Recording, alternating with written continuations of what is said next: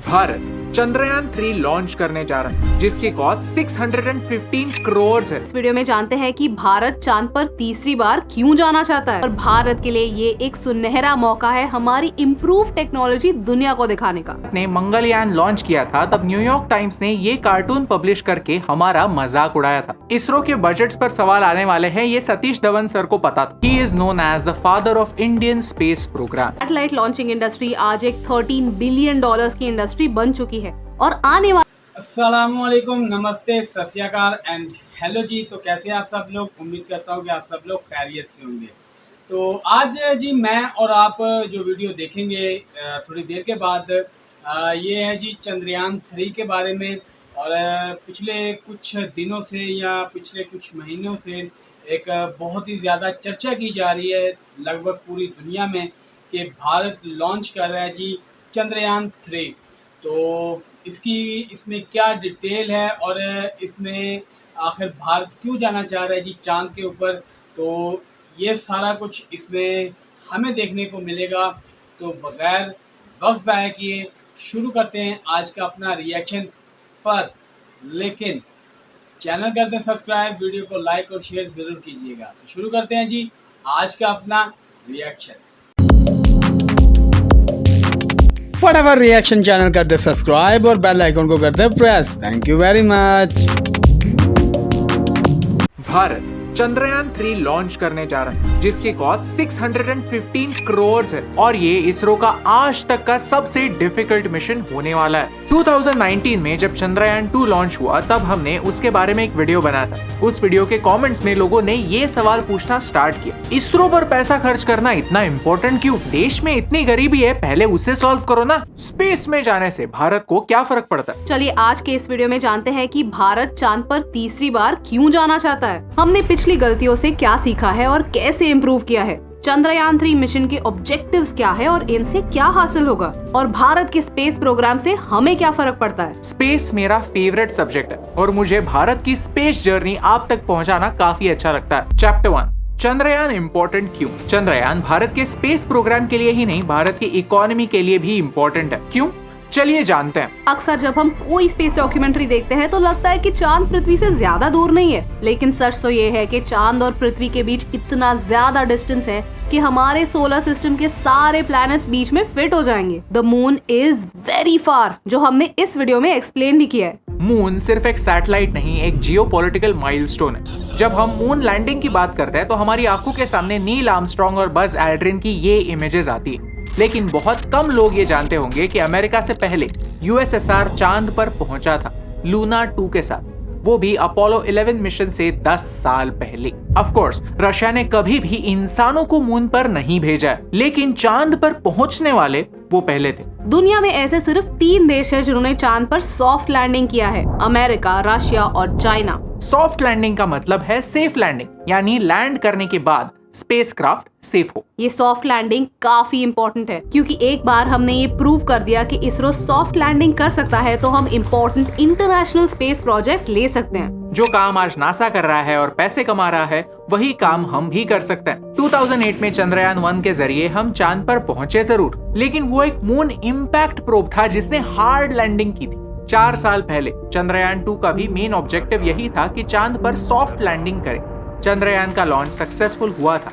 In fact अर्थ से moon तक की 3,84,400 किलोमीटर की दूरी हमने सक्सेसफुली कंप्लीट भी की, लेकिन लैंड करते समय सरफेस से सिर्फ आधे किलोमीटर दूर होने के बावजूद एक सॉफ्टवेयर ग्लिच की वजह से हम लैंड नहीं कर पाए। प्लान ये था कि विक्रम रोवर मून के सरफेस पर 14 दिनों के लिए स्टडी करेगा और इन्फॉर्मेशन हम तक पहुंचाएगा, लेकिन कम्युनिकेशन डिवाइसेस फेल होने की वजह से मिशन अधूरा छूट गया। अब चंद्रयान 3 ये मिस्टेक्स रेक्टिफाई करना चाहता है और भारत के लिए ये एक सुनहरा मौका है हमारी इम्प्रूव टेक्नोलॉजी दुनिया को दिखाने का। ये सारी इम्प्रूवमेंट्स हम चैप्टर 2 में जानेंगे। चंद्रयान 3 के बारे में एक स्पेशल बात है और वो है उसकी लैंडिंग लोकेशन। अर्थ और मून एक वन साइडेड रिलेशनशिप में। आपको पता ही होगा कि मून अर्थ से टाइडली लॉक्ड है। मीनिंग ये है कि मून की सिर्फ एक ही साइड हमेशा अर्थ को दिखती है और दूसरी साइड नहीं। मून का 41% हिस्सा पृथ्वी से छुपा हुआ रहता है। सिमिलरली मून के साउथ पोल में ऐसे बड़े बड़े क्रेटर्स हैं जहां अरबों सालों से सनलाइट पहुंचा ही नहीं है। इन क्रेटर्स को स्टडी करके हम हमारे सोलर सिस्टम के ओरिजिन्स के बारे में इंपॉर्टेंट इंफॉर्मेशन पा सकते हैं। माना जाता है कि इन क्रेटर्स में पानी छुपा हो सकता है, वो भी थोड़ा बहुत नहीं, 100 मिलियन टन पानी। एट द सेम टाइम यहाँ hydrogen, ammonia, methane, sodium, mercury, silver जैसे एसेंशियल रिसोर्सेज हैं। ये लोकेशन आने वाले स्पेस मिशंस के लिए एक इम्पोर्टेंट स्टॉप बन सकता है। Chapter 2 Why this mission is different। Chandrayaan 2 और चंद्रयान 3 में इम्प्रूवमेंट्स क्या हुई? 5 पॉइंट्स है और सबको एक एक करके समझते हैं। Number 1 is payload. 2019 के मिशन में हमारा पेलोड थोड़ा और कॉम्प्लेक्स था, जहां 3 मेन कंपोनेंट्स थे, लैंडर, रोवर और ऑर्बिटर। 2023 के मिशन में हमारा पेलोड सिंप्लीफाई हो चुका और यहाँ सिर्फ लैंडर और रोवर ही है। 2019 में हमारे ऑर्बिटर ने उसका मिशन कंप्लीट किया था, इसीलिए इस बार ऑर्बिटर को इंक्लूड करने की जरूरत नहीं पड़ी। Number 2 powerful lander. चंद्रयान 3 के टीम ने चंद्रयान 2 के मिस्टेक से इम्पोर्टेंट लेसन सीखे हैं। हमारे लैंडर के लेग्स और ज्यादा स्ट्रॉन्ग बनाए हैं ताकि वो इम्पैक्ट को बेहतर तरीके से रेजिस्ट कर पाए और सरवाइव कर पाए। पहले हमारा इंजन उतना पावरफुल नहीं था, तो वो लैंड करने से पहले सही समय रहते अपना स्पीड कम नहीं कर पाया और उसे एग्जैक्टली जहां पर लैंड करना था उस स्पॉट से कुछ 750 मीटर्स दूर जाकर गिरा। अब हमारे लैंडर की इंजन कैपेसिटी बढ़ाई गई है। एट द सेम टाइम उसमें हजार्ड डिटेक्शन सिस्टम भी ऐड हुआ है। Number 3 instruments. मून अर्थ को स्टडी करने के लिए एक ग्रेट प्लेटफॉर्म बन जाता है, जिससे हम हमारी पृथ्वी के बारे में डेटा कलेक्ट कर सकते हैं और फ्यूचर मिशंस प्लान कर सकते हैं। इनका यूज वेदर पैटर्न डिटेक्शन के साथ साथ एक्सोप्लैनेट्स के स्टडीज में भी हो सकता है। चंद्रयान 3 में शेप यानी स्पेक्ट्रोपोलरिमेट्री ऑफ हैबिटेबल प्लैनेट अर्थ नाम का एक इंस्ट्रूमेंट होने वाला है, जिससे हमारी अर्थ का डेटा रीड करके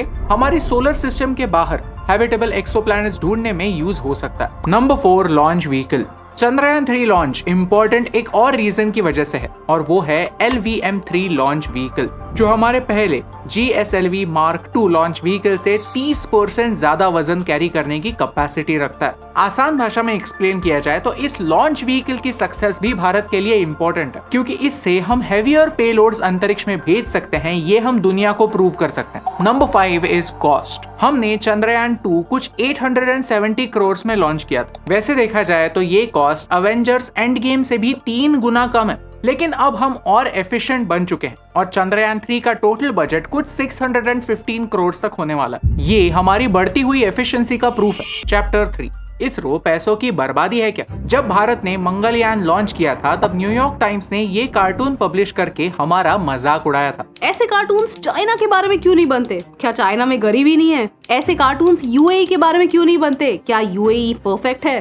भारत एक उभरता हुआ देश है, भारत एक डेमोक्रेसी है और फिर भी स्पेस जैसे सेक्टर्स में एक इम्पोर्टेंट रोल प्ले कर रहा है। शायद ये बात कुछ वेस्टर्न लोगों को हजम नहीं होती, फिर वो ऐसा सवाल पूछते हैं कि India afford a space programme? चलिए एक सिंपल सा सवाल पूछते हैं कि हम हर साल हमारे स्पेस प्रोग्राम पर कितना खर्च करते हैं। इसरो के बजट्स पर सवाल आने वाले हैं, ये सतीश धवन सर को पता था, इसीलिए जब वो इसरो के चीफ बने तब वो सैलरी के तौर पर सिर्फ 1 रुपया लिया करते थे और इसी एफिशिएंसी की लेगेसी इसरो आगे भी कैरी करता है। ये चार्ट देखिए, हम पिछले 20 सालों से कंसिस्टेंटली हमारे स्पेस प्रोग्राम का बजट बढ़ा रहे हैं। That's a fact. लेकिन ये हमारे GDP का सिर्फ 0.8% है। To put things in perspective, हम हमारे पोस्टल सर्विसेज को चलाने के लिए 36,000 करोड़ स्पेंड करते हैं, लेकिन इन पैसों में हमें क्या मिलता है? हमारे फ्रेंडली नेबर चाइना पर नजर रखने के लिए आंखें मिलती है। चाइना को भारत से इतना लगाव है कि अरुणाचल और लद्दाख में वो अपने लोग भेजता रहता है, वहाँ ऐसे सेटलमेंट्स बनाता रहता है और धीरे धीरे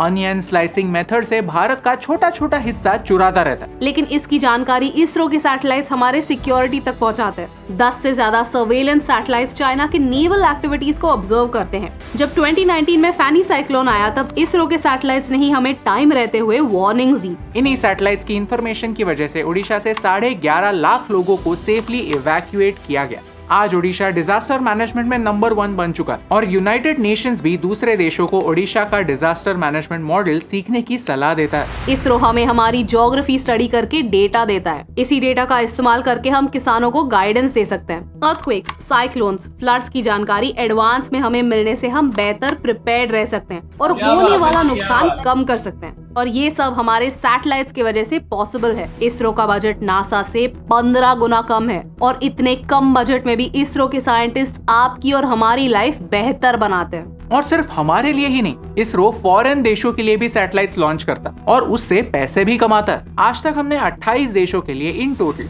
239 सैटेलाइट्स लॉन्च किए हैं। पूरी दुनिया भारत के टैलेंट और एफिशिएंसी पर इतना विश्वास करती है, ये हमारे लिए गर्व की बात। स्पेस एक multi-billion dollar इंडस्ट्री बन चुकी है और चंद्रयान 3 के जरिए हम चांद पे छुपे रेयर मेटल्स और मिनरल्स का इस्तेमाल ह्यूमैनिटी के फ्यूचर के लिए कर सकते हैं। वीडियो की शुरुआत में हमने कहा कि इसरो भारत की इकोनॉमी के लिए भी इम्पोर्टेंट है। हाल ही में भारत में स्पेस स्टार्टअप्स को एक बड़ा बूस्ट मिला है और इसरो कई स्पेस स्टार्टअप्स को एनकरेज और गाइड कर रहा है। क्योंकि सैटेलाइट लॉन्चिंग इंडस्ट्री आज एक $13 बिलियन की इंडस्ट्री बन चुकी है और आने वाले 5 सालों में ही $24 बिलियन की होने वाली है। अगर हम इस इंडस्ट्री का 20% भी कैप्चर कर पाए तो हम हर साल हमारे स्पेस बजट से 10 गुना पैसा भारत में ला सकते हैं। और ये बात विक्रम साराभाई जानते थे। He is known as the father of Indian space program।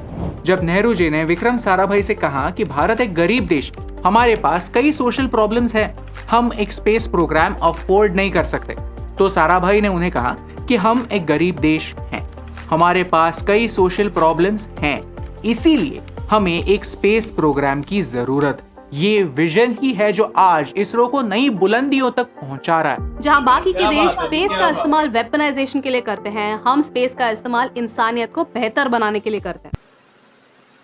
जी, तो सबसे पहले जी तमाम इंडियंस को कॉन्ग्रेचुलेशंस। और बहुत बड़ी बात है जी एक मुल्क के लिए और उस मुल्क में रहने वालों के लिए, उस देश के वासियों के लिए एक बहुत बड़ी बात होती है जब सुनने को मिला जाए कि जी आप का मुल्क और आपकी जो कंट्री है वो कितना ग्रो कर रही है, कितनी तरक्की कर रही है, तो वाकई बहुत बड़ी बात है। तो खैर अब आते हैं जी रिएक्शन की तरफ। तो जैसा कि इस पूरी वीडियो को 3 पार्ट्स दिए गए हैं, यानी कि 3 पार्ट्स के अंदर इसमें डिटेल के साथ फुली डिटेल के साथ बताया गया है और वो स्टेप बाय स्टेप जिस तरीके से बताया गया है वो समझ में भी आई है बात है। तो इससे पहले मुझे नहीं पता था चंद्रयान 2 के बारे में या 1 के बारे में, शायद मैंने कभी सुना हो लेकिन मुझे याद नहीं है क्योंकि मैं भी एक इंसान हूँ और इंसान जो है वो भूलता है जी, नहीं याद रहता। दूसरा, और इसी बात से मैं एक बात निकालता हूँ कि गलती करने से ही आप अपने आप को बेहतर कर सकते हैं और आप अपनी पिछली गलती को देखते हुए उससे बेहतर काम कर सकते हैं, उसको ठीक कर सकते हैं। तो यही कुछ हुआ है, जैसा कि बताया गया है कि 2019 में भी ये तजर्बा किया गया था लेकिन कामयाब नहीं रहा। तो 2023 में ये तजर्बा कामयाब हो गया क्योंकि मैं थोड़ा सा लेट इस पे वीडियो बना रहा हूँ।